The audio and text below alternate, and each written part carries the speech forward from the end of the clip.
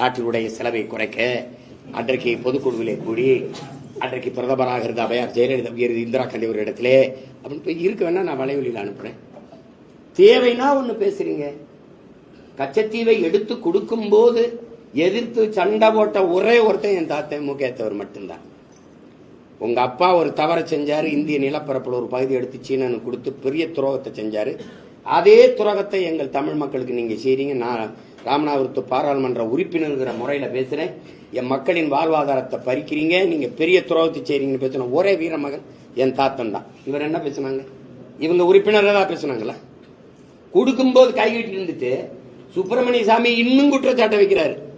கச்சத்தீவை எடுத்து கொடுக்கும்போது இந்திரா காந்தியால காசு கொடுக்கப்பட்டது, காசு வாங்கிட்டாரு கருணாநிதி. மறுக்கவா செஞ்சிருக்கணும்ல? பொய் சொல்றாருங்க. எத்தனை முறை அந்த குற்றச்சாட்டை வைக்கிறாரு? ஏங்க அவர் பொய் சொல்றாருங்கன்னு நீங்க மறுக்கவே இல்லையே. திருப்பி அதிகாரத்தை கலைச்சு விட்டுருமோன்னு பயந்துகிட்டு பேசாம இருந்துட்டு திருப்பி தேர்தல் வரும்போதெல்லாம் கச்சத்தீவை மீட்க போராடுவோம், கச்சத்தீவை மீட்க போராடுவோம். கொடுக்கும்போது என்ன பண்ணுவீங்க?